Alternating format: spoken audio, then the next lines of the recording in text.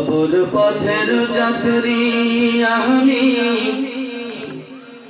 মরণ পথের যাত্রী আমি, আমি মুসাফির। খাঁচা ছেড়ে যাবে পাখি হয়েছে অস্থির। খাঁচা ছেড়ে যাবে পাখি হয়েছে অস্থির। কবর পথের যাত্রী আমি, মরণ পথের যাত্রী আমি, আমি মুসাফির। খাঁচা ছেড়ে যাবে পাখি হয়েছে অস্থির। খাঁচা ছেড়ে যাবে পাখি হয়েছে অস্থির। আল্লাহ তাআলার হুকুম পেলে পাখিটি যাবে চলে, পাখি দিয়ে যাবে পাখি।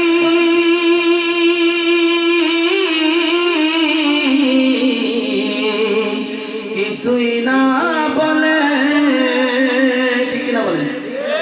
আল্লাহ তাআলার হুকুম পেলেন পাখিটি যাবে চলে, পাখি দিয়ে যাবে পাখি।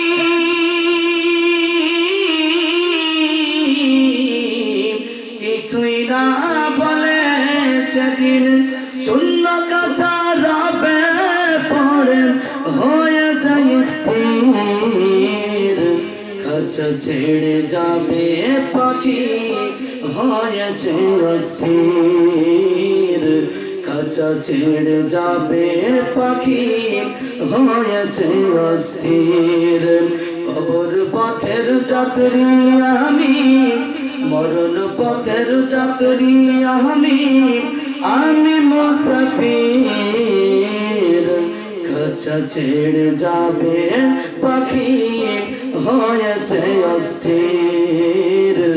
খাঁচা ছেড়ে যাবে পাখি হয়েছে অস্থির। সেদিন আমায় বিদায় দিতেন কাঁদবে সবার মন, বিদায় তবু দিবে আমার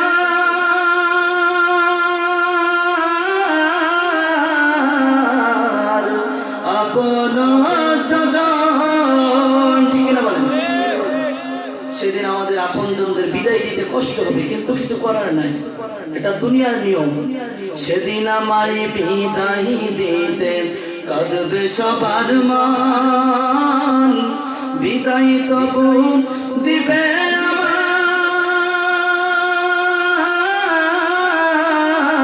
আমার আপন স্বজন। আমি সবার পানে থাকব চেয়ে, সবার পানে থাকব চেয়ে হয়েছে অধীর। খাঁচা ছেড়ে যাবে পাখি হয়েছে অস্থির আমার। খাঁচা ছেড়ে যাবে পাখি হয়েছে অস্থির। কবর পথের যাত্রী আমি, মরণ পথের যাত্রী আমি, আমি মুসাফির। খাঁচা ছেড়ে যাবে পাখি হয়েছে অস্থির। খাঁচা ছেড়ে যাবে পাখি হয়েছে অস্থির। ঠিক না বলেন? ইন্নাল হামদুলিল্লাহ, আলহামদুলিল্লাহিল্লাযী হাদানা লিখাইরিল আদয়ান ওয়া মা কুন্না লিনাহতাদিয়া লাউলা আন হাদানাল্লাহ ওয়া আকমালা লানা দীনানা ওয়া আতাম্মা আলাইনা نعمته ورضي لنا الإسلام دينا فلا نعبد ولا نستعين إلا إياه ألف بين قلوب أهل الإيمان فأسبغوا بنعمته إخوانا ونشهد أن لا إله إلا الله وحده لا شريك له لا جد له ولا ند له ولا ضد له ونشهد أن سيدنا وسندنا وحبيبنا وحبيب ربنا وطبيب قلوبنا ومولانا محمدا عبده ورسوله صلى الله تعالى عليه وعلى آله وأصحابه وسلم تسليما كثيرا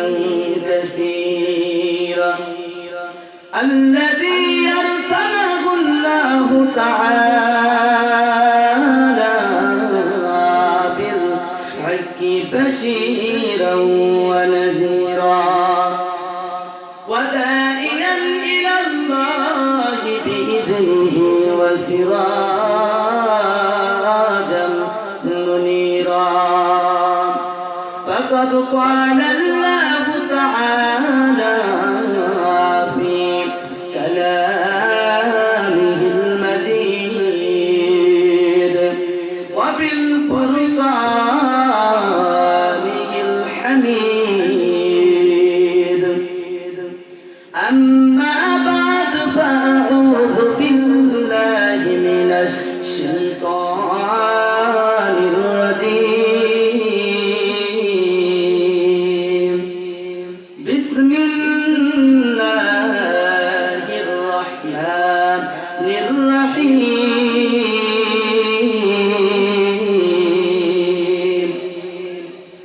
إن الذين آمنوا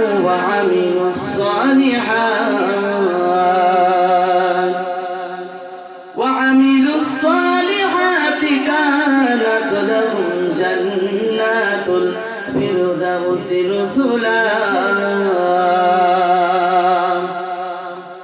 وقال النبي صلى الله عليه وسلم من أحب سنتي فقد أحبني ومن أحبني كان معي في الجنة أو كما قال عليه الصلاة والسلام وقال الله تعالى في شان حبيبه إن الله وملائكته يصلون على النبي يا أيها الذين آمنوا صلوا عليه وسلموا تسليما محبة شكل درد إبراهيم قرين اللهم صل على محمد وعلى آل محمد كما صليت على إبراهيم وعلى آل إبراهيم إنك حميد مجيد اللهم بارك على محمد وعلى آل محمد كما باركت على إبراهيم وعلى آل إبراهيم إنك حميد مجيد درفشانی درپشانی روکا دریا کر دیا دل کو روشن کر دیا تو کبھی نہ کر دیا بلغ العلا بكماله انكشف الدجى بجماله حسنت جميع خصاله صلوا عليه وآله وهي قلوب الذي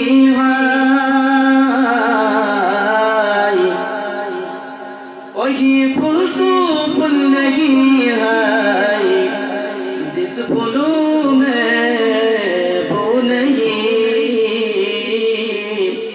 वही दिल तो दिल नहीं है जिस दिलों में रब नहीं बलबल उला भी कमालिही शबत तुजा भी जमालिही सुनत जमीउ खसालिही सल्लु अलैहि व आलिही سبحانك لا علم لنا إلا ما علمتنا إنك أنت العليم الحكيم درپشانی نترکار محمد نے آکار کفر کو मिटाया कुफर को मिटाकर सदाकत बताया अल्हम्दुलिल्लाह अल्हम्दुलिल्लाह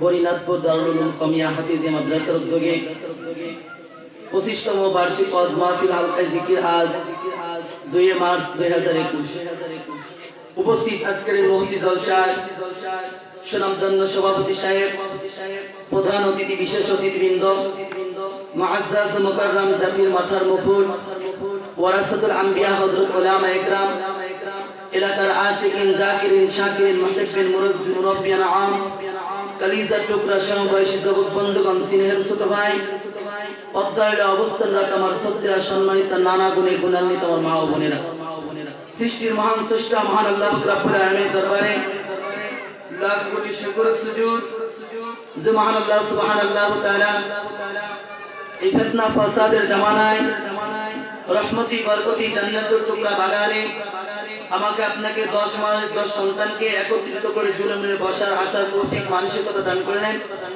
সেজন্য সেই মহান মালিকের দরবারে অন্তরের অন্তরস্থল থেকে কৃপতা না করে উচ্চ আওয়াজে ঈমানের আওয়াজে সকলের সমস্যার কালিমাতুশ শুকর শুকরিয়া আদায় করি সকল বলি আলহামদুলিল্লাহ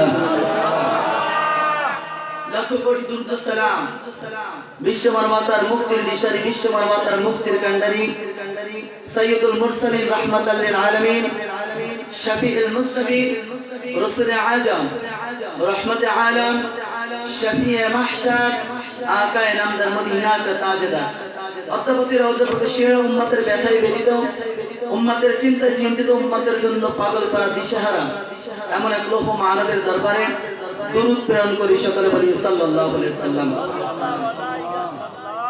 সম্মানিত হাজরিন আমি আপনাদের সামনে আল্লাহ সুবহানাহু ওয়া তাআলা মহাগ্রন্থ আল কোরআনুল কারীম থেকে সূরাতুল কাহফের লাস্ট থেকে একটা আয়াত তেলাওয়াত করেছি রাসূল করিম সাল্লাল্লাহু আলাইহি সাল্লামের জবানের বাণী অগণিত অসংখ্য হাদিসের টুকরা থেকে একটি হাদিসের আমিও বাণী পেশ করেছি উল্লেখিত আয়াত এবং হাদিসকে সামনে রেখে কিছু কথাবার্তা আপনাদের সামনে বলতে চাই রব্বি কারীম এমন কিছু কথাবার্তা আমার জবান থেকে বাহির করে দেয় যেটা প্রথমে আমাকে আমল করা দ্বিতীয়ত আপনাদেরকে আমল করার তৌফিক দান করে সকলে বলি আমিন বন্ধুগণ আমার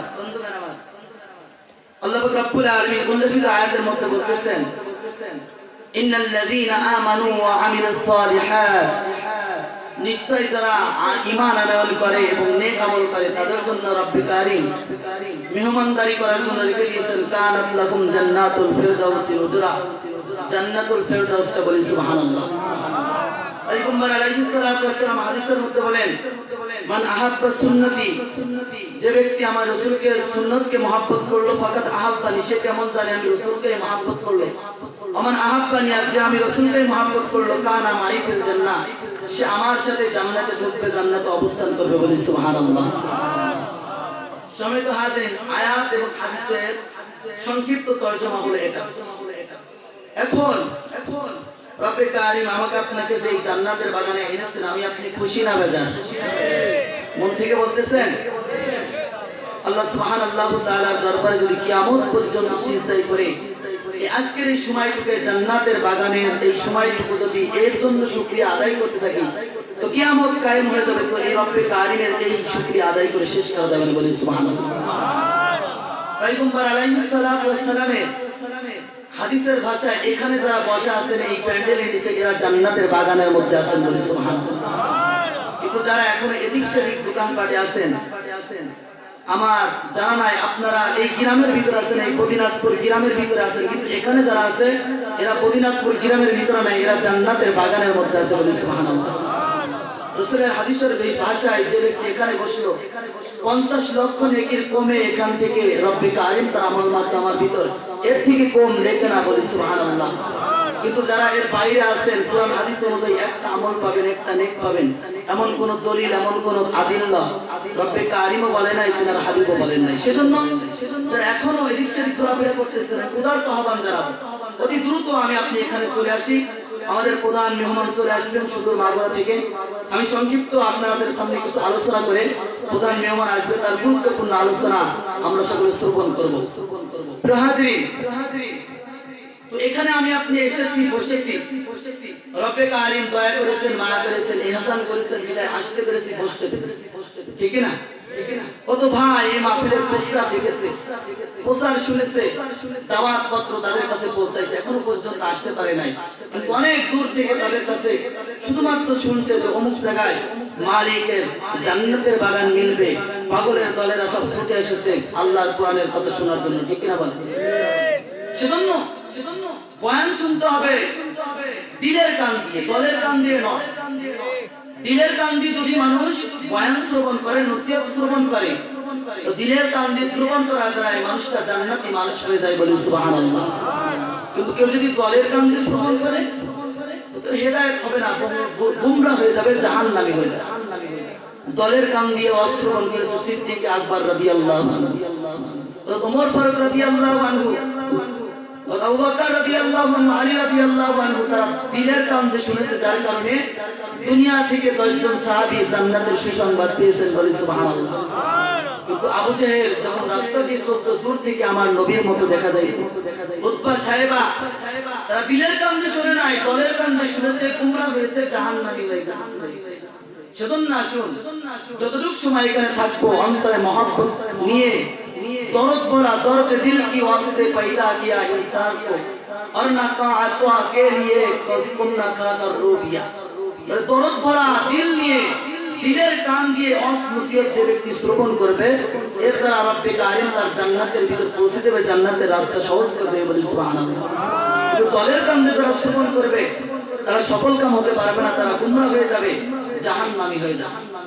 সেজন্য অন্তরের অবস্থা, দিল মায়া ভরা কণ্ঠ নিয়ে মালিকের দরবারে যদি কেউ চায়, মনের অবস্থা, করুণ অবস্থা, বিনয় অবস্থা নিয়ে যদি মালিকের কাছে কেউ চায়, তো মালিক এই ব্যক্তিকে কখনো ফেরাইতে পারে না, ঠিক না বলেন?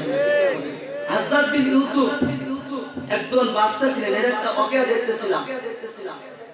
তিনি কাবা শরীফের ভিতরে হজ করতে গেছেন। এই অবস্থার ভিতরে দেখতেছেন যে সমস্ত হাজি সাহেব একরামরা হজ করতে গেছেন, কাবা শরীফের পাশে একটা জায়গা আছে, যে জায়গাটার নাম হলো মুলতাজিম। এই জায়গাটার ভিতরে হাজ্জাজ বিন ইউসুফ বলতেছেন যে এই জায়গার ভিতরে একজন অন্ধ ব্যক্তি, তার দুইটা চোখ নাই, সে এই জায়গার ভিতরে, কাবা শরীফের পাশে এই জায়গার ভিতরে মালিকের দরবারে 2 হাত তুলে করুণ সুরে মালিককে বলতেছে, ইয়া রব্বুল আলামিন, আমার দুইটা চক্ষু অন্ধ, আমি দুনিয়ার নাজ নিয়ামত কিছুই দেখতে পারি না, আমি বিবাহ করব, অন্ধ বলে কেমন কোন ভালো মেয়ে আমাকে পছন্দ করতে চাই না, আমি আমার মাতা পিতা, আমার পরিবারের কোন ব্যক্তিকে দেখতে পারি না, তোমার এই সুন্দর নাজ নিয়ামত আমি দেখতে পাই না, আল্লাহ আপনি আমার চোখটা ফিরায় দেন, চোখটা ফিরায় দিলে আমি যেন সুন্দরী একটা মেয়ে বিবাহ করতে পারি, দুনিয়ায় সুখে সংসারে ঘর সংসার করতে পারি। একথা শোনার পর হাজ্জাজ বিন ইউসুফ পাশেই ছিলেন, তিনি বলতেছেন কেমন জেদি রাজা, কেমন জেদি বাদশা ছিলেন, তিনি অনেক প্রতাপশালী বাদশা হাজ্জাজ বিন ইউসুফ। তো তিনি ব্যক্তিকে বলতেছে, এই মিয়া তুমি এখানে কি করতেছ? বলে আপনি কে? বলে আমি হাজ্জাজ। বলে হাজ্জাজ বিন ইউসুফ? বলে হ্যাঁ। বলে তুমি কি করতেছো এখানে? কয় দেখেন বাদশা, আমার দুইটা চোখ নাই, আমি মালিকের দরবারে দুইটা চোখ চাইতেছি যে মালিক আমার দুইটা চোখ ফিরিয়ে দেয়, এর জন্য যেন আমি সুন্দর একটা মেয়ে বিবাহ করতে পারি, দুনিয়ায় সুখে সংসারে কাটাতে। এই অবস্থার ভিতরে হাজ্জাজ বিন ইউসুফ বলতেছে, বলছে মিয়া তুমি যে অবস্থায় মালিকের কাছে চাইতেছো, এই সুরে চাইলে হবে না, মনটা আরো নরম করতে হবে, দিলটাকে আরো মাওলামুখী করতে হবে, দিলটা আরো ভাঙ্গা দিল নিয়ে মালিকের দরবারে যেতে হবে, তাহলেই তোমার চোখ তুমি ফিরে পাও। এবার হাজ্জাজ বিন ইউসুফ দেখতেছে যে লোকটা তো যেভাবে চাইতেছে, এভাবে চাইলে তো মালিক তাকে দিবে না। তখন তিনি একটি পলিটি খাটিয়েছে। কি পলিটি? হাজ্জাজ বিন ইউসুফ বলতেছে মিয়া আমার এই কাবা শরীফের এই যে চক্কর, যে 7টা চক্কর দিতে কিছু সময় লাগবে। এই সময়ের ভিতরে যদি তুমি তোমার মালিকের কাছে দোয়া করে যদি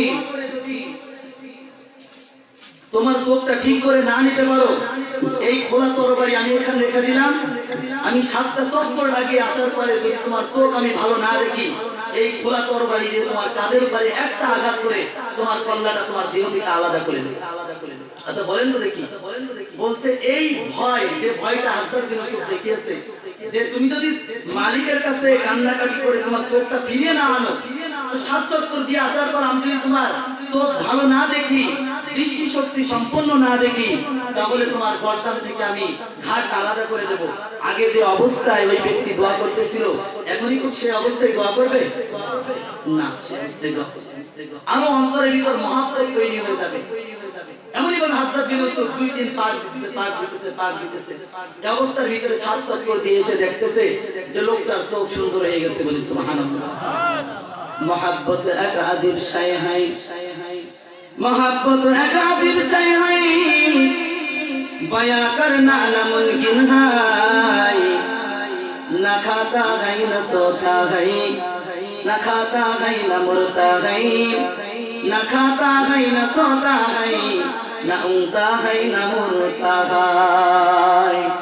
ए मुसलमान, मोहब्बत एमन एक बस्तुर नाम, मोहब्बत নিয়ে যদি মানুষ অন্তরের ভিতরে মোহব্বত নিয়ে মালিককে একটা ডাক দিয়া যায়, মালিক দুনিয়ার দিকে তাকাই দেখে কোন বান্দা অন্তরের ভিতর মোহব্বত নিয়ে মালিককে ডাক দিয়েছে। দেখো যে বান্দা যে জন্য ডাক দিয়েছে, ও বান্দার জরুরত তোমরা পুরা করে দাও। বলি সুবহানাল্লাহ। মজনু একদিন কি করতেছে, লিখে কাগজ লিখে কলম বুদে অঙ্গশতি কলম, মানো বুদে বুদে অঙ্গশতি কলম। মজনু একদিন লাইলির প্রেমে আসক্ত হইয়া তার হাতটা বানিয়েছে কলম এবং পাহাড়কে বানিয়েছে কাগজ। লাইলি লাইলি লাইলি লাইলি লিখতেছেন। পাশের লোকেরা মজনুকে ডেকে বলে, ও মজনু, তোমার বাবা তো একজন বড় বাচ্চা, তোমার বাবা যদি ইচ্ছা করে লাইলির থেকে সুন্দর মেয়ে তোমার জন্য এনে দিতে পারে, তুমি কিসের জন্য তোমার হাতটা দিয়া কলম বানাইছো এবং পাহাড়টা কিসের জন্য খাতা বানাইয়া লাইলি লাইলি লাইলি লাইলি লিখতেছে, কি মজা পাইতেছ? মজনু তখন ওর বন্ধুদেরকে ডেকে বলে, বন্ধুরা খেয়াল করে একটু শুনে রেখে দাও, আমি আমার হাতটা কলম বানাইলাম এবং কাগজটাকে পাহাড়টাকে আমি কাগজ বানায়া লাইলি লাইলি লিখতে আমার মনের ভিতরে কি মজা লাগে, এটা আমি তোমাদেরকে বোঝাইতে পারবো না। বলি সুবহানাল্লাহ। মাওলার মহব্বত যার দিলের ভিতর আছে, এই একটা টান যখন মালিককে দেয়, মালিককে একটা টাক দিয়ে সে কি মজা পায়, অন্য ব্যক্তিকে এটা বোঝানো যাবে না। সেজন্য কবি বলেন, ওহি দিল তু দিল নেহি হাই জিস দিলু মে রব নেহি, ওহি ফুল তো ফুল নেহি হাই জিস ফুলো মে ফুল নেহি। এ দুনিয়ার মানুষ, ও পদ্মার অন্তরালের মা, ওই ফুলটাকে ফুল বলা হয় না যেই ফুলের ভিতরে খুশবু নাই, যেই ফুলের ফুলের ভিতরে সুগন্ধি নাই। এখানে একটা কাগজের ফুল আছে আর এই পাশে একটা সুগন্ধি অরিজিনাল ফুল আছে। যে ফুলের ভিতরে সুগন্ধি আছে অরিজিনাল ফুল ওটাইকে মানুষ পছন্দ করে। কাগজের ফুল ফুল কিন্তু সেটা কাজে লাগে না। সেজন্য কবি বলে ওই ফুলটাকে ফুল বলা যাবে না যেই ফুলের ভিতরে গন্ধ নাই, সুঘ্রাণ নাই। এ বন্ধুগণ, ওই দিলকে দিল বলা যাবে না যেই দিলের ভিতরে আমার আল্লাহ নাই। ঠিক না বলেন? যেই দিলের ভিতরে আল্লাহ নাই, আছে ওর কোটি কোটি টাকার মালিক সে হয়েছে। ঢাকা শহরের ভিতরে লক্ষ লক্ষ টাকার ফ্ল্যাট তার নামে লিপিবদ্ধ আছে। অর্থ সম্পদের তার কোনো অভাব নাই, সবকিছু আছে, কিন্তু ওর দিলের ভিতরে আমার মাওলা নাই। ও দুনিয়ার কিছু ওর নাই। টাকা পয়সা স্থায়ী থাকবে না, আর মাওলার মহব্বত অন্তরে একবার ঢুকবে আর যাবে না। ঠিক কিনা বলে? সেজন্য ওই দিলকে দিল বলা যাবে না যেই দিলের ভিতরে আমার মাওলা নাই। বন্ধুগণ আমার, সেজন্য মাওলার মহব্বত অন্তরে তৈরি করতে হবে। মাওলার মহব্বত অন্তরে তৈরি করে যদি আজকের এই জান্নাতের বাগিচায় বসতে পারে রে মুসলমান, এই বনিনাথপুর দারুল উলুম কওমিয়া হিফজখানা মাদ্রাসায় যদি অন্তরের অবস্থা ঠিক করে দিলের কান নিয়ে যদি বসে যাও, এমন হতে পারে মালিক এই ওসিলায় তোমাকে হেদায়েত করে জান্নাতে দাখিল করায় দেবে। বলি সুবহানাল্লাহ। মালিক তুমি জান্নাতে তোমার পাশে আমার একটি ঘর বানিয়ে দিও, একটি ঘর বানিয়ে দিও। বলি আমিন। সে বিভীষিকাময়ী মহাদিনে তোমার প্রতি বেশি করে নিও। মালিক তুমি জান্নাতে তোমার পাশে আমার একটি ঘর বানিয়ে দিও, একটি ঘর বানিয়ে দিও। যেদিনকে আসবে না কারো কোনো কাজে, যেদিন পাবি পাবে বোঝাই মরবে লাজে, যেদিন কেহ আসবে না কারো কোনো কাজে, যেদিন পাবি পাবে বোঝাই মরবে লাজে।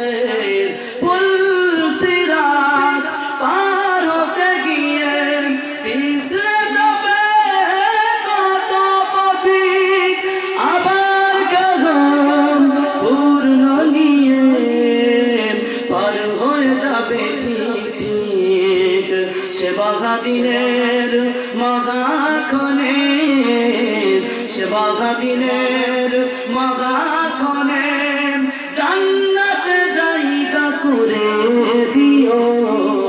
মালিক তুমি জান্নাতে তোমার পাশে আমার একটি ঘর বানিয়ে দিও, একটি ঘর বানিয়ে দিও। বন্ধুগণ, মালিকের কাছে যদি ঘর চান তাহলে আল্লাহ রাব্বুল আলামিন বলেন যে দুনিয়ার সমস্ত মানুষের চাহিদা বিভিন্ন রকম হতে পারে। মানুষের চাহিদা এক একজনের চাহিদা এক এক রকম হতে পারে। এমনকি মামের পছন্দের ভিতরে চয়েসের ভিতরে পার্থক্য থাকতে পারে। এ পিতা ছেলের পছন্দের ভিতরে পার্থক্য থাকতে পারে। এ দুনিয়ার যত মানুষ আছে সমস্ত মানুষের চাহিদা ভিন্ন ভিন্ন থাকতে পারে। এমনকি একজন পিতার গর্ভে জন্মগ্রহণ করেছে 4 জন সন্তান, 4টে সন্তান 4 রকম দল করতে পারে। কিন্তু আদম আলাইহিস সালাম থেকে শুরু করে নিয়ে ওই যে কিয়ামত পর্যন্ত যত মানুষ দুনিয়ার ভিতরে আসবে সমস্ত মানুষ একমত যে আল্লাহ পাক রব্বুল আলামিনের এই দুনিয়া থেকে আমাকে আপনাকে একদিন বিদায় নিতে হবে। ঠিক না বলে? ঠিক না? যারা নাকি কোরআনকে অবিশ্বাস করে, যারা আল্লাহকে মানেই না, জান্নাত জাহান্নাম তো দূরের কথা, আল্লাহকেই মানে না। এই সমস্ত লোকেরাও বিশ্বাস করে যে একদিন আমাকে মরতে হবে, এমনটা কিনা? শয়তান সেও কিন্তু আল্লাহকে বিশ্বাস করে। যখন আল্লাহ বললো যে তুমি আদমকে সিজদা করো শয়তানকে, তখন বললো যে না, আমি হলাম আগুন, আগুনের গতি ঊর্ধ্বে, এবং আদম মাটির তৈরি, মাটির নিম্নে। তাই পিছনে অনেকে দাঁড়িয়ে আছে, একটু জিকিরের সাথে একটু আগে আছে, লা ইলাহা ইল্লাল্লাহ। আচ্ছা একটু আগে আছে, লা ইলাহা ইল্লাল্লাহ, লা ইলাহা ইল্লাল্লাহ, লা ইলাহা ইল্লাল্লাহ, লা ইলাহা ইল্লাল্লাহ, লা ইলাহা ইল্লাল্লাহ। আচ্ছা একটু আগে আছে, লা ইলাহা ইল্লাল্লাহ, লা ইলাহা ইল্লাল্লাহ, লা ইলাহা ইল্লাল্লাহ, মুহাম্মাদুর রাসূলুল্লাহ সাল্লাল্লাহু আলাইহি ওয়াসাল্লাম। যে কথা বলতেছিলাম যে শয়তান সে আল্লাহকে বিশ্বাস করে, বিশ্বাস যদি নাই করতো তো মালিকের কাছে হায়াত যেত না যে রব্বে কারীম, আপনি তো আমাকে চিরস্থায়ী জাহান্নামে করেই দিলেন, তো আমি আপনার কাছে কিছু সুপারিশ চাই, কিছু জিনিস চেয়ে নিতে চাই যে কিয়ামত পর্যন্ত আমার হায়াতটা বৃদ্ধি করে দেয়া। শয়তান জানে যে আমার হায়াতের মালিক কে? আল্লাহ। কে? আল্লাহ। হায়াতের মালিক আল্লাহ। শয়তান এটা জানতেন যে হায়াতের মালিক আল্লাহ, রিজিক দানকারী আল্লাহ, সবকিছু কর্ণওয়ালা আল্লাহ, এটা শয়তান কিন্তু বিশ্বাস করে। কিন্তু যে সমস্ত নাস্তিকেরা আল্লাহকেই বিশ্বাস করে না, মনে করে যে দুনিয়া এমনি এমনি তৈরি হয়েছে, আবার এমনি এমনি বুঝি ধ্বংস হয়ে যাবে, মানুষ বানর থেকে তৈরি হয়েছে, এটা যারা বিশ্বাস করে তারাও একথা মেনে নিতে রাজি যে একদিন তাকে দুনিয়া থেকে বিদায় নিতে হবে। ঠিক না বন্ধুরা আমার? যে দল, যে মত, যে মতবাদের দিকেই দৌড়ুক না কেন, আহলে কিতাব হোক, গায়রে কিতাব হোক, যে সমস্ত নাস্তিক বেঈমানেরা আল্লাহকেই মানে না, এই সমস্ত ব্যক্তিরাও এক বাক্যে মেনে নিতে রাজি যে একদিন আমার দেহের ভিতরে যে প্রাণ পাখিটা আছে, এটা একদিন আমাকে ফাঁকি দিয়ে, ওড়াল দিয়ে চলে যাবে। ঠিক না বলেন? তো জানা নাকি ইমানদার তারা এই দুনিয়ার হায়াতকে দুনিয়ায় মনে করে, তারা সর্বদা, কেননা দুনিয়া সিজদুল মুমিন ওয়া জান্নাতুল কাফিরিন, দুনিয়া হলো মুমিনদের জন্য জেলখানা আর কাফেরদের জন্য হলো জান্নাত, রাসূলের হাদিস। তো যারা প্রকৃত মুমিন তারা এই দুনিয়ার জীবনকে দুনিয়ায় মনে করে না, তারা আখিরাতের জীবনকেই বড় মনে করে, কেননা দুনিয়ার এই কয়েকদিনের দুনিয়া দেখতে দেখতে 40, 50, 60, 70, 80, 100 বছর দেখতে দেখতে চলে যাবে, কিন্তু পরকালের জিন্দেগি একবার শুরু হবে, আর কোনোদিন শেষ হবে না। সেজন্য যারা পরকালকে বিশ্বাস করে, আল্লাহকে বিশ্বাস করে, তারা সকলে জান্নাতে যেতে চায়। কিনা জান্নাতে যেতে চায় না? যারা নাকি আল্লাহর ইবাদত করে না, যারা আল্লাহর ইবাদত করে না, তাদেরও যদি জিজ্ঞাসা করা, ভাই আপনি কি জান্নাতে যেতে চান না জাহান্নামে যেতে চান, তো লোকটা তখন বলবে ভাই আমি জান্নাতে যেতে চাই। যদি বলেন ভাই আপনি তো জান্নাতে যাওয়ার কাজ করেন না, জান্নাতে যাওয়ার কাজ করে না, তবুও তার মনের ভিতরে জাহান্নামে যাওয়ার কোনো খেয়ালই নাই, জান্নাতে যাওয়ার। সেজন্য যারা ভালো কাজ করে তারাও জান্নাতে যেতে চায়, যারা খারাপ কাজ করে তারাও জান্নাতে যেতে চায়, জাহান্নামে কেউ যেতে চায় না। রব্বে কারিম বলেন, হ্যাঁ জান্নাত তো তোমাদের জন্যই আমি রব্বে কারিম বানিয়েছি, তোমরা তো জান্নাতের মধ্যেই ছিলে। আমি রব্বে কারিম তোমাদেরকে পরীক্ষা করার জন্য, পরীক্ষা নেওয়ার জন্য দুনিয়ার বাজারে তোমাদেরকে পাঠিয়েছি, আর দুনিয়া নজরাতুল আখিরা, দুনিয়ার ফসল সঞ্চয় করে নেওয়ার জন্য। রব্বে কারিম বলেন যে জান্নাত তোমাদের জন্য আমি আল্লাহ বানাইছি।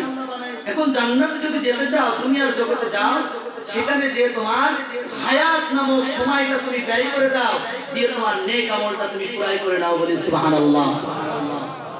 জান্নাত বানাইছেন কে? আল্লাহ। দিবেন কাদেরকে? বান্দা বান্দীদেরকে। কাদেরকে? আমাকে আপনাকে, বান্দা বান্দীদেরকে বানাইছেন আল্লাহ। এখন আল্লাহ বানাইছে এই যে এই মাইক সেটটা যে লোক বানিয়েছে, এর একটা কোম্পানি আছে কিনা? এখন এটা যদি এর সাথে আমি শেয়ার, এই জিনিসটা যদি আমি নিতে চাই, তো সে যে পদ্ধতি দেবে, সে যে তরিকা দেবে, সেই তরিকা অনুযায়ী এটা আমাকে গ্রহণ করতে হবে। যদি সে বলে হ্যাঁ তোমাকে আমি আমার এই জিনিসটা দিতে পারি, আমার অর্ধেক পার্সেন্ট দিতে হবে, অর্ধেক তুমি দিবা, অর্ধেক মূল্য আমি দেবো, দিয়ে দুজন একসাথে ব্যবসা করো। অথবা সে যদি এমনটা বলে যে তুমি অমুক জায়গায় আসো, এই মালগুলো তোমাকে দিয়ে দেবো। তো যে কোনো একটা জিনিস নেওয়ার জন্য একটা তরিকা লাগে, একটা পদ্ধতি লাগে, লাগে কিনা? তো রব্বে কারিম জান্নাত বানিয়েছে আমার আপনার জন্য। তো জান্নাত আমাকে আপনাকেই দিবে, এমনি এমনি দিবে, এমনি এমনি দিবে না, কিছু কাজ করতে।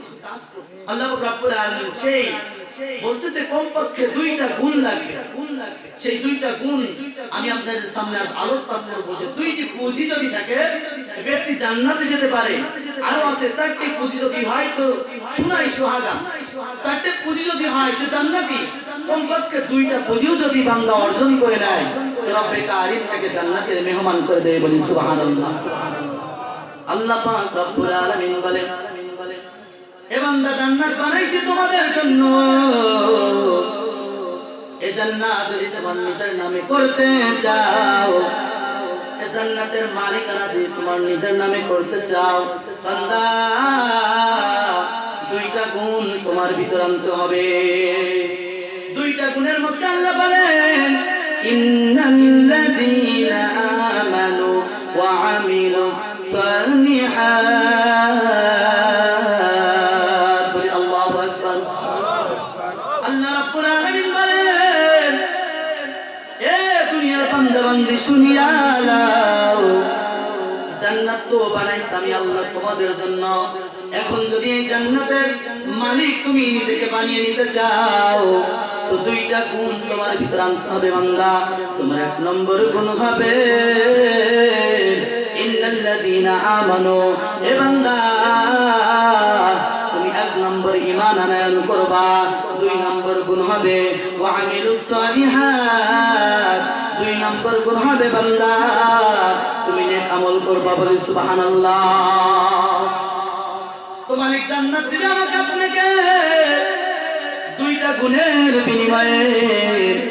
দুইটা গুণ যদি আমার আপনার ভিতরে থেকে যায়, যদি আনতে পারে, আমার মা বোনেরা যদি আনতে পারে, আমার পদ্মা অন্তরালের মা বোনেরা যদি দুইটা গুণ আনতে পারে, ও যুবক বাবাজি, ও যুবক বৃদ্ধ বাবাজি, কচি কচি মাসুম বাচ্চা, দুইটা বস্তু যদি আমার আপনার ভিতরে আসে, মালিক বলে কানাত লাহুম জান্নাতুল ফিরদাউসি নুজুলা। বলে আল্লাহু আকবার। রব্বে কারিম বলে দুইটা গুণ যদি তোমার ভিতরে চলে আসে বান্দা, আমি আল্লাহ তোমাকে জান্নাতুল ফিরদাউস মেহমানদারি করার জন্য রেখে দিয়েছি। মদিনার পয়গম্বর কই, এ দুনিয়ার উম্মত, যখন তোমরা আল্লাহর কাছে জান্নাত চাইবা তো জান্নাতুল ফিরদাউস চাইবা। কেননা জান্নাতুল ফিরদাউস হলো সমস্ত জান্নাতের মধ্য থেকে উত্তম জান্নাত। বলি সুবহানাল্লাহ।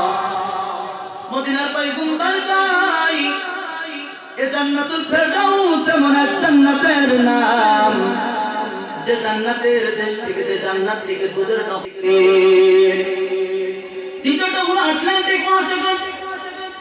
এই আটলান্টিক মহাসাগরের বারমুদা ট্রায়াঙ্গল এই যে অবস্থানরত এই জায়গার সর্বনিম্নতম স্থান হলো ৩৩,০০০ ফিট। মুফাসসির একরাম কিভাবে তাদের তাফসীরের মধ্যে বর্ণনা দিয়েছে দেখেন। আটলান্টিক মহাসাগরের এক পারে হলো লন্ডন, আর এক পারে হলো আমেরিকা। এক পারে হলো লন্ডন, আর এক পারে হলো আমেরিকা। আমেরিকা থেকে লন্ডন অথবা লন্ডন থেকে আমেরিকায় যদি কোনো বিমান রওনা যায় তো আমেরিকা থেকে লন্ডন অথবা লন্ডন থেকে আমেরিকায় এই বিমানটা যদি ঘন্টায় 10,000 মাইল বেগে চলে, এই বিমানটা আমেরিকা থেকে লন্ডন অথবা লন্ডন থেকে আমেরিকায় যেতে 2 থেকে 2.5 ঘন্টা সময় লাগে। তো বলেন তো দেখি, এমন দ্রুতগামী যানবাহন যদি এই আটলান্টিক মহাসাগরে যাইতে এত দীর্ঘ সময় লেগে যায়, এর গভীরতা যদি 33,000 ফিট হয়, তাহলে এই নদীর ভিতরে, এই সাগরের ভিতরে কত লিটার পানি আছে বলা কি সম্ভব? আচ্ছা বলেন তো দেখি, একজন ব্যক্তি জীবনে কোনোদিন ঢাকা শহরে যায় না, একে যদি ধরুন ছেলে বিদেশ থেকে আসতেছে, ছেলে বলতেছে আব্বা তুমি তো জীবনে ঢাকায় আসো নাই, তো আজকে আসো, আমাকে শাহজালাল বিমানবন্দর থেকে রিসিভ করে নিয়ে যাবে। তো সে যখন ঢাকা শহরে মতিঝিলে গেছে, বড় বড় বিল্ডিং কখনো দেখে নাই, 40 তলা 50 তলা। 100 তলা বিল্ডিং। এই বিল্ডিং দেখার পর দুইজন মানুষ করে, দুইজন গেছে, তারা জীবনে ঢাকা শহরে যায়। তো বলতেছে এত বড় বিল্ডিং 500 ইটের কমে তো কখনো হয়। আরেকজন বলে দূর মিয়া 500 ইটের কি হয়, কমপক্ষে 1000 ইট। কে বলেন তো দেখি, এরা বিল্ডিং এর প্রশংসা করলো না বদনাম করলো? এরা এদের নিয়ে ছিল কিন্তু প্রশংসা করে, কিন্তু ওই জ্ঞান তাদের ভিতরে না। তেমনি ভাবে আল্লাহ রাব্বুল আলামিন এই গভীরতম সাগরের ভিতর কত লিটার পানি রেখেছেন, এটা দুনিয়ার কোন মানুষের বলা সম্ভব নয়। এ বন্ধুগণ, ও পাত্তর অন্তরালের মা, ধরেন 7টা মহাদেশ, আল্লাহু আকবার, মহাদেশ মহাসাগর গুলো 12টা মহাদেশ মহাসাগর হয়ে গেল। সমস্ত পৃথিবী পানি আর পানি। মুফাসসির ইকরাম তাফসীরের মধ্যে বলে तमाम পৃথিবীটা এখন পানি আর পানি।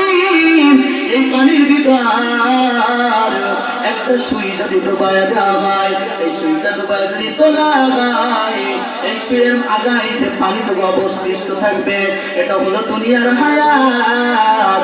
আর এই অপ্রান্ত সমুদ্রের ভিতর পানি আর পানি, এটা হলো তোমার পরকাল জিন্দেগির হায়াত। বলে সুবহানাল্লাহ। এ জীবন তোর ক্ষণস্থায়ী, কসু পাতার পানি,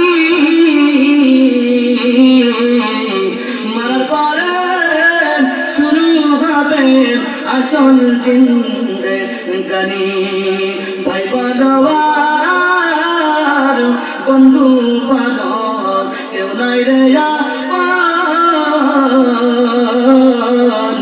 এই দুনিয়ার সব কিছু নাই দুই দিনের সপন। আমল ছাড়া জিন্দেগি তোর মিশে শোনো আমি, মরার পরে শুরু হবে আসল জিন্দেগানি। এ বন্ধুগণ, এই দুনিয়াটা আমার আপনার চিরস্থায়ী জায়গা না, জান্নাত হলো চিরস্থায়ী জায়গা। সেই জান্নাতে যদি আমার আপনার বাড়ি করতে চায়, জান্নাত যদি চিরস্থায়ী স্থান বানাতে চায়, 2টা গুণ লাগবে। 1 নম্বর গুণের নাম ঈমান, 2 নম্বর গুণের নাম হলো আমল। যারা সর্বনিম্নতম জান্নাতি হবে, তার জান্নাতটা কেমন হবে? রাসূল করিম সাল্লাল্লাহু আলাইহি ওয়াসাল্লাম বলেন, সর্বনিম্নতম যে মুমিন হবে, এই মুমিনের জান্নাত হবে এই দুনিয়া বরাবর, এই দুনিয়া 10টা দুনিয়া বরাবর একটা জান্নাত হয়। বলে সুবহানাল্লাহ। সর্বনিম্নতম মুমিনের এই জান্নাত হবে। আজ এই সামান্য দুনিয়ার জন্য আমি আপনি কয়েক বিঘা সম্পত্তির জন্য মারামারি কাটাকাটি, ভাই ভাই দ্বন্দ্ব, আমার আপনার সংসার ভিতরে শুনতে, ঠিক কিনা বলেন? লা ইলাহা ইল্লাল্লাহ,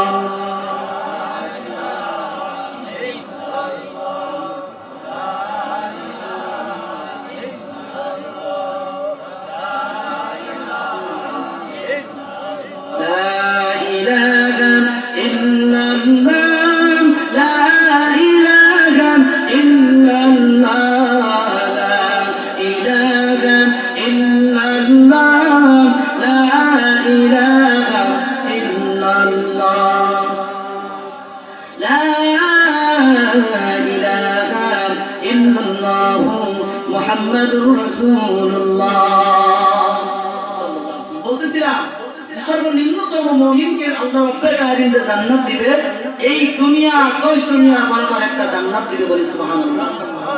পৃথিবীর ভিতরে সর্বোচ্চতম বিল্ডিং কোথায় বলতে পারেন? দুবাইয়ের ভিতরে, যেটা কি যেন একটা বলা হয়, বার্জে খলিফা নাকি একটা বিল্ডিং এর নাম। আমি দেখলাম এই বিল্ডিং সম্পর্কে অজানা তথ্য যে 163 তলা বিল্ডিং। বলছি একই বিল্ডিং এর ভিতরে রমজান মাসে মানুষ 3 টাইমে ইফতার। কয় টাইমে?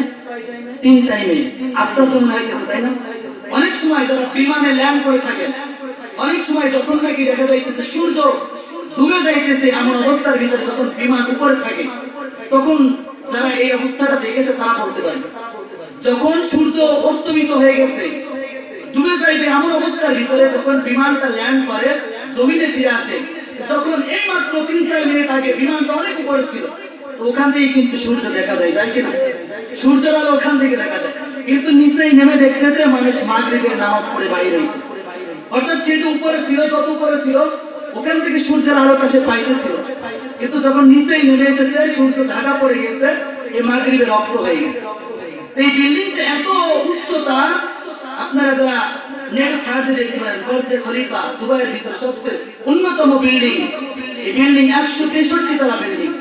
এখানে পরে মানুষ 3 টাইমে ইফতার করে, অর্থাৎ উপর তলায় যখন ইফতার করে প্রথমে নিচ তলায় ইফতার করে, এদের আগে অন্ধকার নেমে আসে, তারপর মধ্যবর্তী ইফতার করে আর উপরে ইফতার করে। বলেন তো দেখি, এত বড় একটা উন্নত মানের বিল্ডিং যেখানে হাই কোয়ালিটির সমস্ত ব্যবস্থাপনা আছে, এই বিল্ডিংটা কি জান্নাতের একটা ইটের সমান হবে? একটা ইটের সমান হবে বন্ধুগণ। সেজন্য আল্লাহ বলেছে যে এই দুনিয়া একটা দুনিয়া নয়, এই দুনিয়ার মতো 10টা দুনিয়া একটা নিম্নতম ইমানদারকে রব্বে কারীম দান করবে বলে সুবহানাল্লাহ। এবং বন্ধুগণ, সেই জান্নাতের মালিক যদি হতে চাও, সেই মালিক জান্নাত যদি নিজের নামে করতে চাও, 2টা গুণ বান্দা তোমার ভিতরে নাও। ইন্নাল্লাযীনা আমানু ওয়া আমিলুস সালিহাত, আল্লাহু আকবার। বন্ধুগণ আমার, এই জান্নাত যদি নিজের নামে করতে চান, তাহলে 1 নম্বর আমাকে আপনি ঈমান আনয়ন করতে হবে, 2 নম্বর হলো নেক আমল করতে হবে। কিন্তু 1 নম্বর শর্ত বলেন, সাহাবীদের ভিতরে দেখেছি অনেক সাহাবী ঈমান এনেছে, নেক আমল করতে পারে নাই, কিন্তু জান্নাতে গেছে। একজন সাহাবী কেবলমাত্র ইসলাম গ্রহণ করেছে, ধরেন 10টা থেকে 11টার ভিতরে। এই সাহাবীর জীবনে দেখলাম এই সাহাবী কেবলমাত্র ইসলাম গ্রহণ করেছে। ইসলাম গ্রহণ করার পর জিহাদের ময়দানে যুদ্ধের দামামা বেজে গেছে, জহরের নামাজের রক্ত এখন আসেনি। এই সাহাবীটা জিহাদের ময়দানে গিয়ে কাফেরদের সাথে যুদ্ধ করতে করতে, লড়াই করতে করতে শাহাদাত বরণ করেছে, ঈমান এনেছে, কিন্তু নেক আমল করার সময় পাই নাই। এই সাহাবী জান্নাতের মেহমান হয়ে গেছে বলে সুবহানাল্লাহ। তো নেক আমল যদি কম থাকে, ঈমানটা যদি পরিপূর্ণ থাকে, সাচ্চা ঈমান যদি থাকে, তো জান্নাতি হব। কিন্তু যার নেক আমল যত বেশি হবে, জান্নাতের মধ্যে তার মাকাম তত বেশি হবে বলে সুবহানাল্লাহ। বুখারী শরীফের মধ্যে আমার আপনার নবী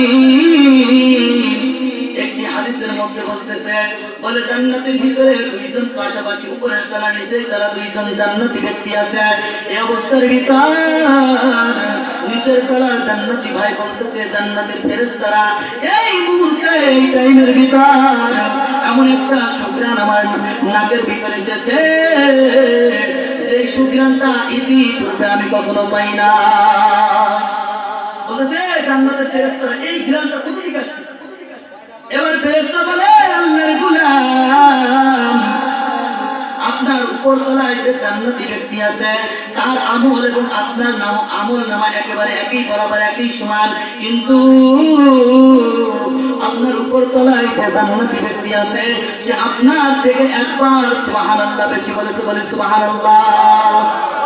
বলে আপনার থেকে একবার সুবহানাল্লাহ তার আমল নামার ভিতর বেশি, যার কারণে সে তখন বাম কাঁধে শুয়েছিল, সে যখন ডান কাঁধে উপর হয়ে যখন শুতে গিয়েছে, এই বাম থেকে ডান কাঁধে যখন সে শুতে গিয়েছে, এই বাম থেকে ডান কাঁধে শোয়ার মধ্যখানে তার শরীর থেকে যে ঘাম মোবারক বাইর হয়েছে, ওই ঘামের ঘ্রাণ বান্দা তুমি পাইতেছো বলে সুবহানাল্লাহ। তো যার নেক আমল যত সুন্দর, যার নেক আমল যত বেশি হবে, জান্নাতের মাকাম তার তত বেশি হবে। কিন্তু 1 নম্বর হলো ঈমানটা যদি বৃদ্ধি হয়ে যায়, পরিপূর্ণ ঈমান,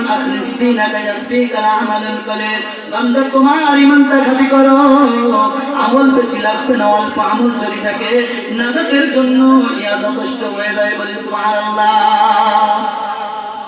কিন্তু আমাদের সমাজে কিছু মুসলমান 5 ওয়াক্ত নামাজ পড়ে, প্রতি মাসে মাসে উমরা করে, বছরে হজ করে, দান খায়রাত করে, প্রতি মাসে মাসে হাজার হাজার টাকা মানুষকে দেয়, অনেক আমল অনেক আছে, কিন্তু খবর নিয়ে দেখে ওর ঈমানটা পরিশুদ্ধ নাই, জান্নাতি হতে পারবে কি? 2টা গুণ লাগবে। সে আফ্রিকার জঙ্গলের কালো বেলাল, হোক সে পৃথিবীর একেবারে নিম্ন বংশের লোক, হোক তার নাম ঠিকানা কেউ জানে না, তার বংশ মর্যাদা তেমন ভালো না, কিন্তু দুইটা গুণ যদি বান্দা তোমার ভিতরে থাকে, এ ব্যক্তি জান্নাতের মেহমান হয়ে যাবে। দুইটা গুণ নাই, অবশ্যই পয়গম্বরের পিতা, যেমন ইব্রাহিম আলাইহিস সালাতু ওয়াস সালামের পিতা আজর। আল্লাহু আকবার।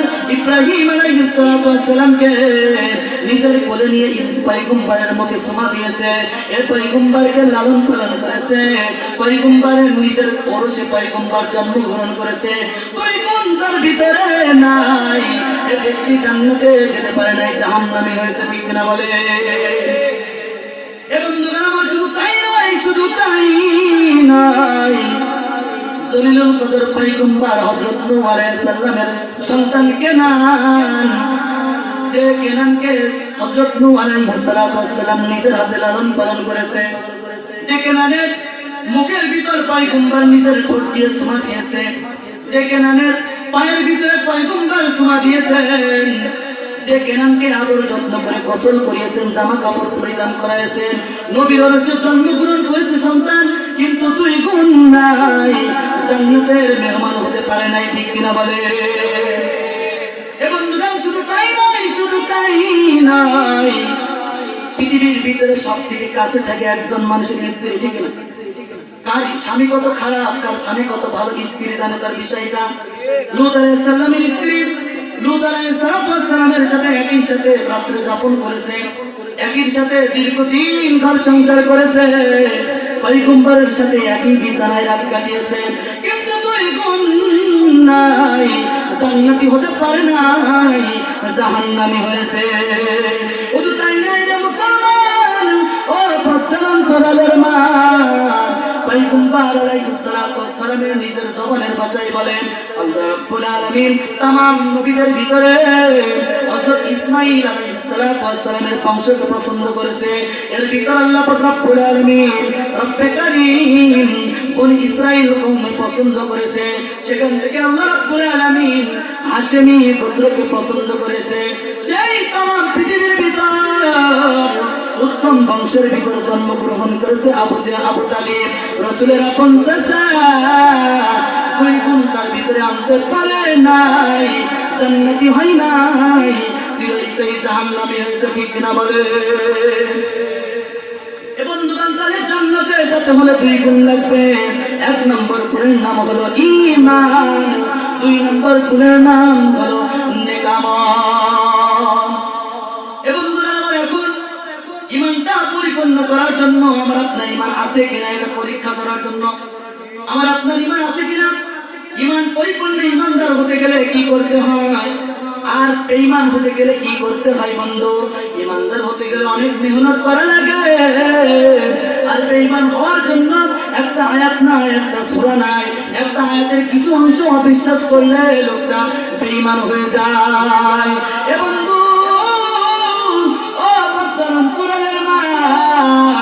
ওযু ভাঙার কারণ আমি আপনি জানি কয়টা, নামাজ ভাঙার কারণ জানি, কিন্তু ঈমান ভাঙার কারণ কি আমি আপনি জানি?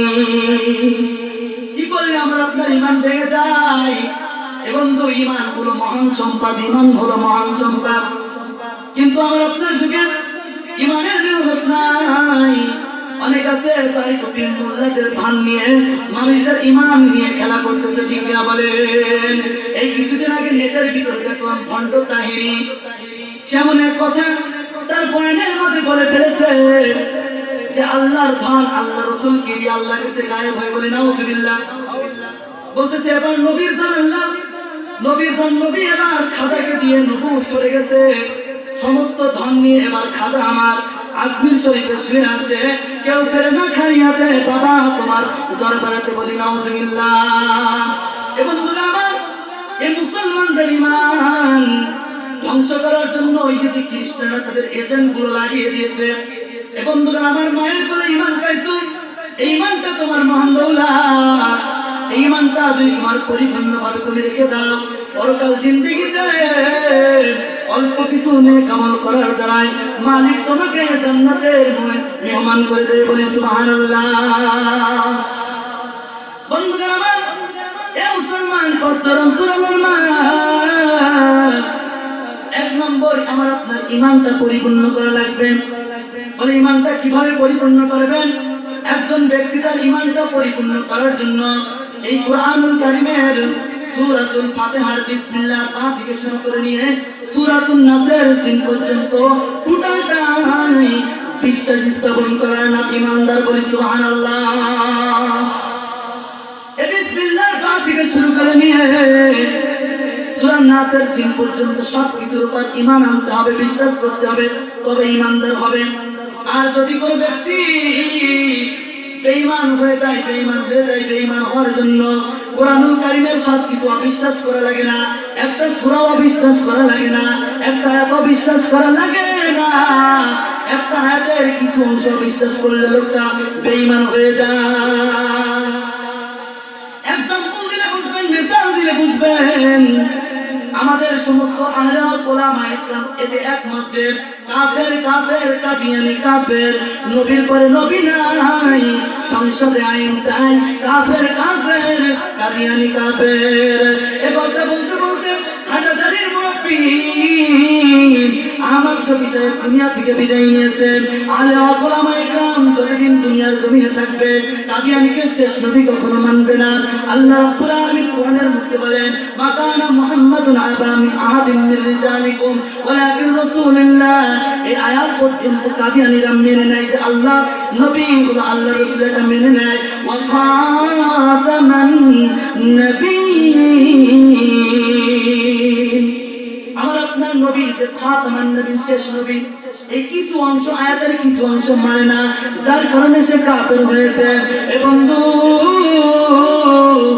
কোরআনের কত আয়াত আমি আপনি অবিশ্বাস করেছি, কত মানুষ সুদ খায়, ঘুষ খায়, কোরআনের অনেক আয়াত আমি আপনি অবিশ্বাস করে আছি।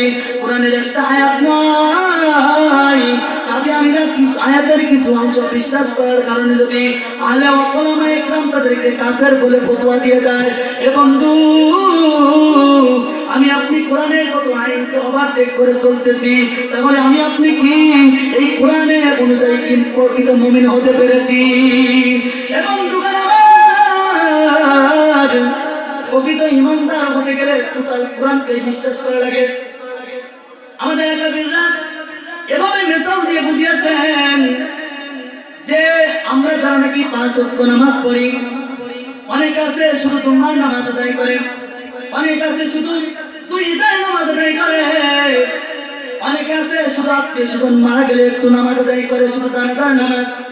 কিন্তু যারা 5 ওয়াক্ত নামাজ পড়ে, জুমার নামাজ পড়ে, ঈদের নামাজ পড়ে, যারা জানাজার নামাজ পড়ে, সমস্ত নামাজের মাসালা এক কিনা? সমস্ত মাসালা নামাজের মাসালা এক। নামাজের ভিতরে এবং বাহিরে 13 ফরজ, শরীর পাক, 2 নম্বর হলো কাপড় পাক। এবং কাপড় যদি পাক না থাকে, কিয়ামত পর্যন্ত যদি সিজদা দাও, তাহলে আমার আপনার নামাজ কি কবুল হবে? নামাজ কি কবুল হবে? হবে না। মুফাসসির ইকরাম তারা বলতেছেন যে এই যে কাপড়টা, এটা নাপাক হওয়ার জন্য 14 থেকে 14টা আইটেম, এই আইটেমের মধ্যে যে কোনো একটা বস্তুই রাখলে কাপড়টা নাপাক হয়ে যায়। যেমন মানুষের পেশাব, মানুষের পায়খানা, মানুষের বিরাট দিন দুনিয়ার জমিনে থাকবে, কাদিয়ানীকে শেষ নবী কখনো মানবে না। আল্লাহ রাব্বুল আলামিন কোরআনের মধ্যে বলেন, মা কানা মুহাম্মাদুন আবা মিন আহাদিন মির রিজালিকুম ওয়ালাকিন রাসূলুল্লাহ। এই আয়াত পর্যন্ত কাদিয়ানীরা মেনে নেয় যে আল্লাহ নবী হলো আল্লাহ রাসূল, এটা মেনে নেয়। ওয়া খাতামান নবিয়্যিন, আমার আপনার নবী যে খাতামান নবী, শেষ নবী, এই কিছু অংশ আয়াতের কিছু অংশ মানে না, যার কারণে সে কাফের হয়েছে। এ বন্ধু, কোরআনের কত আয়াত আমি আপনি অবিশ্বাস করেছি, কত মানুষ সুদ খায়, ঘুষ খায়, কোরআনের অনেক আয়াত আমি আপনি অবিশ্বাস করে আছি। কোরআনের একটা আয়াত নাই, কাদিয়ানীরা কিছু আয়াতের কিছু অংশ বিশ্বাস করার কারণে যদি আহলে উলামা ইকরাম তাদেরকে কাফের বলে ফতোয়া দিয়ে দেয়। এ বন্ধু, আমি আপনি কোরআনের কত আইনকে ওভারটেক করে চলতেছি, তাহলে আমি আপনি কি এই কোরআনের অনুযায়ী কি প্রকৃত মুমিন হতে পেরেছি? এবং প্রকৃত ঈমানদার হতে গেলে টোটাল কোরআনকে বিশ্বাস করা লাগে। আমাদের আকাবিররা এভাবে মিসাল দিয়ে বুঝিয়েছেন যে আমরা যারা নাকি 5 ওয়াক্ত নামাজ পড়ি, অনেক আছে শুধু জুম্মার নামাজ আদায় করে, অনেক আছে শুধু 2 ঈদের নামাজ আদায় করে, অনেক আছে শুধু আত্মীয় স্বজন মারা গেলে একটু নামাজ আদায় করে, শুধু জানাজার নামাজ। কিন্তু যারা 5 ওয়াক্ত নামাজ পড়ে, জুম্মার নামাজ পড়ে, 2 ঈদের নামাজ পড়ে, যারা জানাজার নামাজ পড়ে, সমস্ত নামাজের মাসালা এক কিনা? সমস্ত মাসালা নামাজের মাসালা এক যে নামাজের ভিতরে এবং বাহিরে 13 ফরজ, শরীর পাক, 2 নম্বর হলো কাপড় পাক। এবং কাপড় যদি পাক না থাকে, কিয়ামত পর্যন্ত যদি সিজদা দাও, তাহলে আমার আপনার নামাজ কি কবুল হবে? নামাজ কি কবুল হবে? হবে না। মুফাসসির ইকরাম তারা বলতেছেন যে এই যে কাপড়টা, এটা নাপাক হওয়ার জন্য 14 থেকে 14টা আইটেম, এই আইটেমের মধ্যে যে কোনো একটা বস্তুই রাখলে কাপড়টা নাপাক হয়ে যায়। যেমন মানুষের পেশাব, মানুষের পায়খানা, মানুষের বিরাট, মানুষের রক্ত, এমনই ভাবে হিংস্র জানোয়ারের পেশাব, পায়খানা, রক্তগুলো যদি মানুষের কাপড়ে লেগে যায় তো কাপড়টা নাপাক হয়ে যায়। আর যদি কাপড়টা পাক করতে হয়, পাক রাখতে হয়, এই 14টা আইটেম থেকে আমাকে আপনাকে বেঁচে থাকতে হবে। 14টা আইটেমের একটা আইটেম যদি লেগে যায়, তাহলে আমার আপনার কাপড়টা নাপাক হয়ে যায়। এবং মুসলমান তাহলে কাপড়টা পাক করার জন্য 14টা আইটেম থেকে বেঁচে থাকতে হয়। এমন না যে একটা থেকে বেঁচে থাকলে হয়, এমনটা 14টা আইটেম থেকে বেঁচে থাকতে হয়। আর কাপড়টা নাপাক হওয়ার জন্য 14টা আইটেমই লাগে না, একটা আইটেম যদি লেগে যায় এই কাপড়টা নাপাক হয়ে যায়, ঠিক কিনা? এবং তেমনি ভাবে ইমানদার হওয়ার জন্য টোটাল কোরআনের পরে বিশ্বাস রাখতে হয়। বেঈমান হওয়ার জন্য টোটাল কোরআনটা বিশ্বাস করা লাগে না, কোরআনের কিছু অংশ অবিশ্বাস করলে লোকটা বেঈমান হয়ে যায়। বন্ধুগণ আমার, সেজন্য ইমানদার হতে গেলে পুরো কোরআনের উপর বিশ্বাস আনতে হবে। এখন ইমানটা যদি পরিপূর্ণ ইমান যদি আমাকে আপনাকে করতে হয়, তাহলে 3টা গুণ আমার আপনার ভিতরে আনতে হবে। একটা গুণ হলো ইকরার বিল লিসান, জবানে আমাকে আপনাকে স্বীকার করতে হবে যে লা ইলাহা ইল্লাল্লাহ মুহাম্মাদুর রাসূলুল্লাহ। 2 নম্বর হলো তাসদীক বিল জিনান, তার বিশ্বাস করতে হবে। 3 নম্বর হবে আমাল বিল আরকান, কাজের ভিতরে সেটা আমাদেরকে রূপান্তরিত করে দেখে একটু জিকির করে লা ইলাহা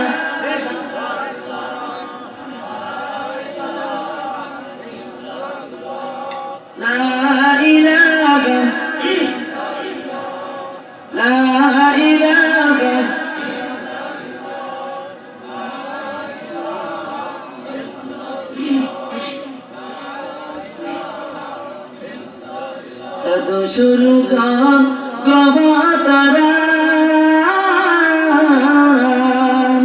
আমার আল্লাহ নামের পাগল পারাম, সাদ শুরু জন তারা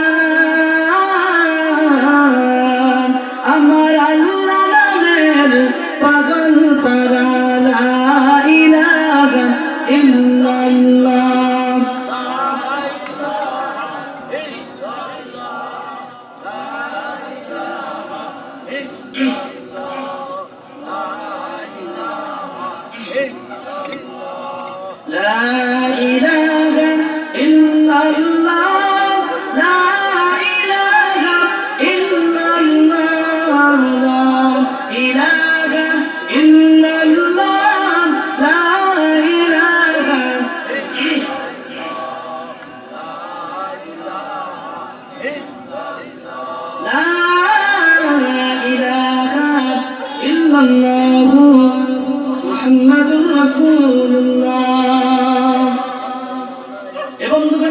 সেজন্য 1 নম্বর হলো আমার আপনার ঈমান। ঈমানটা পরিপূর্ণ করার জন্য 3টা পয়েন্ট আনতে হবে। 1 নম্বর হলো ইকরার বিল লিসান, 2 নম্বর হলো তাসদীক বিল জিনান, তার বিশ্বাস করতে হবে। 3 নম্বর গুণ হবে বান্দা আমাল বিল আরকান, সেটা কাজে রূপান্তরিত করতে হবে। ইমানদার হওয়ার জন্য তিনটা গুণই আবশ্যক, তিনটা গুণই আনতে হবে। 2 নম্বর গুণ হবে ঈমান আনার পরে ঈমানের বহুত আলোচনা এখানে আছে। রাসূল করিম সাল্লাল্লাহু আলাইহি সাল্লাম ঈমানের 70টির বেশি শাখা বর্ণনা করেছেন হাদিসের মধ্যে। 2 নম্বর হবে আমার আপনার আমলে সালেহ, নেক আমলের প্রতি প্রতিযোগিতা বাড়াতে হবে। কিন্তু আমার আপনার বর্তমান নেক আমলের প্রতি প্রতিযোগিতা নাই। সাহাবীদের ভিতরে নেক আমলের প্রতিযোগিতা ছিল, তারা কে কার আগে কত নেক আমল করে জান্নাতের মেহমান হতে হবে, এই প্রতিযোগিতা তাদের ভিতরে ছিল। কিন্তু বর্তমান আমার আপনার ভিতরে নেকের প্রতিযোগিতা নাই, ঠিক কিনা বলেন? খারাপের প্রতিযোগিতা লেগে গেছে। অমুক খারাপ কাজ করতেছে, আমুক খারাপ কাজ করব, অমুকের ঘরে ছোট টিভি আছে, আমার ঘরে এর থেকে বড় সিনেমা হল আমি তৈরি করব।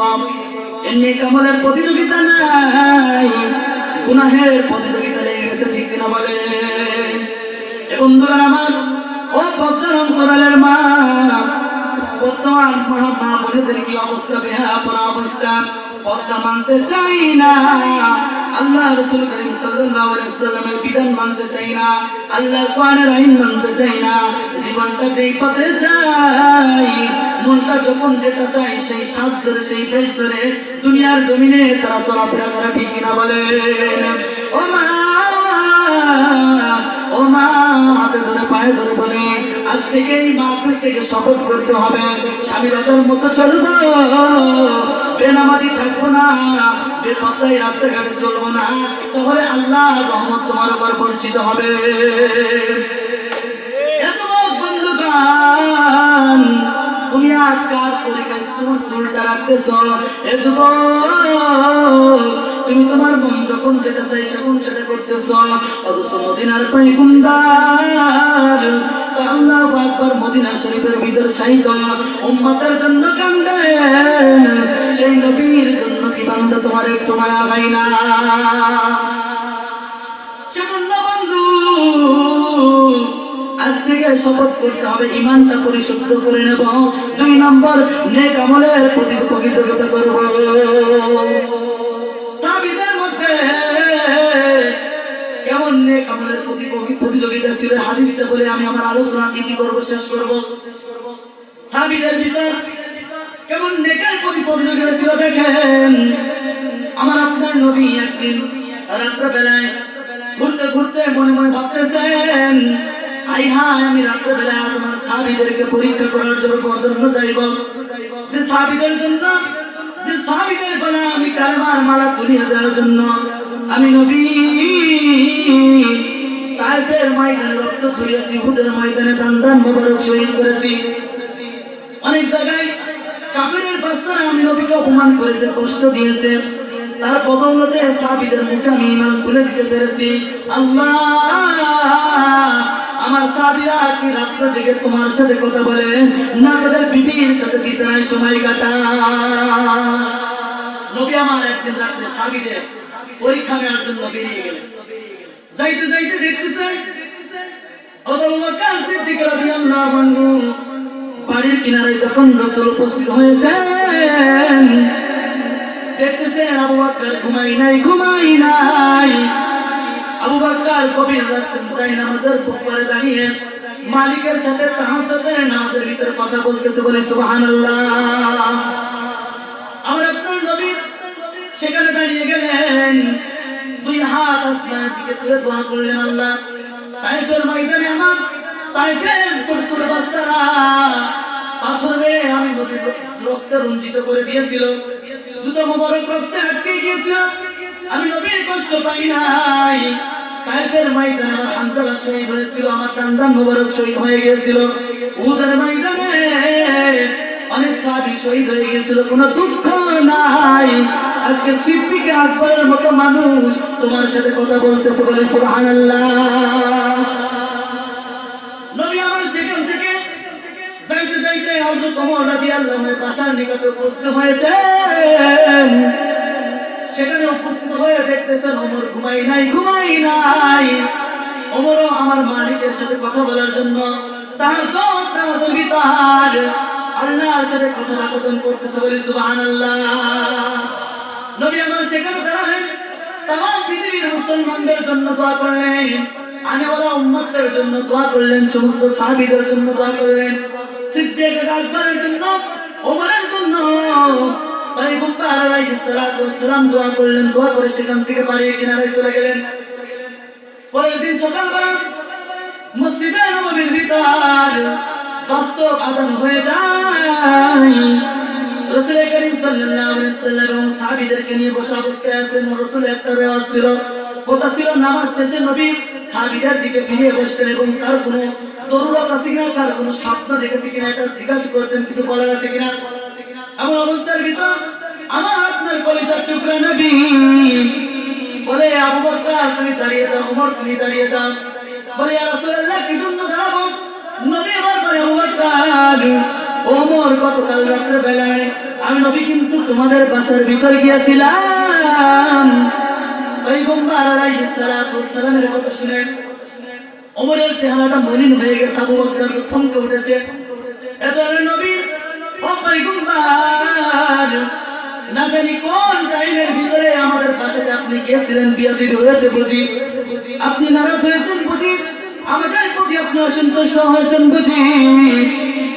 আবু বকর রাদিয়াল্লাহু আনহুর কথা শুনে, সিদ্দিক আকবরের কথা শুনে নবী আবার বলতেছে, আবু বকর গতকাল তোমার বাসার ভিতরে গিয়েছিলাম, কিন্তু আমি দেখলাম তোমরা আমার মালিকের সাথে কথা বলার জন্য তাহাজ্জুদ নামাজে দাঁড়িয়েছো। কিন্তু আবু বকর একটা জিনিস আমি লক্ষ্য করলাম, তাহাজ্জুদ নামাজের ভিতরে তুমি কিরাতটা আস্তে আস্তে কি জন্য পড়তেছিলা? আর ওমর তুমি তাহাজ্জুদ নামাজে কেন কিরাতটা জোরে পড়তেছিলা? বন্ধুগণ আমার, এই টাইমের কথা শুনে, রাসূলের এই উত্তর শুনে আবু বকর রাদিয়াল্লাহু আনহু বলতেছেন, ইয়া রাসূলুল্লাহ আসমাতু মান নাজাইতু, এ নবী আমি যাকে শোনানোর কথা ছিল, আমি সে আল্লাহ রাব্বুল আলামিন ইন্নাহু ইয়ালামুল জাহরা ওয়া মা ইয়াখফা। আসলে বলল যিনি শোনেন, জোরে বলল যে আল্লাহ শোনেন, সে আল্লাহকে শুনিয়ে দেওয়ার উদ্দেশ্য আমার ছিল, দুনিয়ার কোনো মানুষের শোনানোর ইচ্ছা আমার ছিল না, যার কারণে আমি তাহাজ্জুদ নামাজের ভিতরে কিরাত আসতে পড়েছি। বলে সুবহানাল্লাহ। এবার আমার আপনার নবী ওমরকে ডেকে বলে, ওমর তুমি কিসের জন্য তাহাজ্জুদ নামাজের ভিতরে জোরে জোরে কিরাত পড়তেছিলা? ওমর মনে মনে ভাবতেছেন, আমার ভাই আবু বকর একটা ফজিলতের কথা বলেছে, আমি কমপক্ষে দুইটা ফজিলতের কথা বলে এখানে ফার্স্ট প্রাইজটা আমি নেব। সাহাবীদের ভিতর কেমন নেক আমলের প্রতি প্রতিযোগিতা ছিল। ওমর এবার বলতেছে, ইয়া রাসূলুল্লাহ হাবিবাল্লাহ, আমার ভাই আবু বকর আস্তে আস্তে পড়েছে, মালিককে শুনিয়ে দিয়েছে, কিন্তু আমি আস্তে পড়ি নাই, আমি জোরে জোরে এজন্য পড়েছি। আল্লাহু আকবার, আমি জোরে জোরে এজন্য পড়েছি, আমি একা একা তাহাজ্জুদ নামাজ পড়ে সওয়াব নিতে চাই নাই। আমার তাহাজ্জুদ নামাজের কিরাত শুনে আমার প্রতিবেশীরা জেগে গিয়েছিল, তারাও তাহাজ্জুদ নামাজ পড়েছে, আমি একা একা সওয়াব নিতে চাই নাই। আমার তাহাজ্জুদের নামাজ এজন্য আমি কিরাত জোরে পড়েছি যে আমার প্রতিবেশীরা উঠে তাহাজ্জুদ নামাজ পড়বে। দুই নম্বর হলো, যদি আপনার মুখে শুনেছি যতদূর পর্যন্ত আল্লাহর কোরআনের তেলাওয়াতের আওয়াজ যায়, শয়তান ওই এরিয়ার ভিতরে আসতে পারে না, এজন্য পয়গম্বর আমি কিরাত পড়ে শয়তানকে দূরীভূত করে দিয়েছি, এই কারণে আমি তাহাজ্জুদে কিরাত জোরে পড়তেছিলাম। বলি সুবহানাল্লাহ। দেখেন তাদের ভিতরে নেকের যেমন প্রতিযোগিতা ছিল। আবু বকর বলতেছে, আমি আল্লাহকে শুনিয়ে দেওয়ার জন্য করেছি। ওমর বলতেছে, আমার ভাই একটা কথা বলেছে, আমি দুইটা বলে প্রাইজটা আরো অনেক আসতে বলতেছে, এক নম্বর শয়তানকে দূরে তাড়িয়ে দেওয়ার জন্য আমি জোরে তেলাওয়াত করেছি, দুই নম্বর আমি একা তাহাজ্জুদ নামাজ পড়ে সওয়াব কামাই করতে চাই না। আমার প্রতিবেশীরা আমার তেলাওয়াত শুনে তারাও রাত্রে উঠে গিয়েছিল, তারা তাহাজ্জুদ নামাজ পড়েছিল। আসুন আল্লাহ সুবহানাল্লাহু তাআলা এই দুইটা গুণের বিনিময় দিবেন জান্নাতুল ফিরদাউস। ইন্নাল্লাযীনা আমানু ওয়া আমিলুস সালিহাতি কানাত লাহুম জান্নাতুল ফিরদাউস নুজুলা। যদি নিশ্চয় যারা ঈমান আনয়ন করার পর আমল সালেহ করতে পারবে, রব্বে কারীম তাদের মেহমানদারি করার জন্য জান্নাতুল ফিরদাউসকে রেখে দিয়েছেন। রব্বে কারীম যেন আজকের এই মাহফিলকে কবুল করে নেয় এবং সমস্ত ভাইদেরকে যেন সেই পরকাল জিন্দেগি দিতে ঈমান এবং নেক আমল যোগান দিয়ে জান্নাতুল ফিরদাউসের মেহমান যেন সকলে হতে পারি, সে তৌফিক রব্বে কারীম দান করে সকলে বলি আমিন। ওয়া আখিরু দাওয়ানা।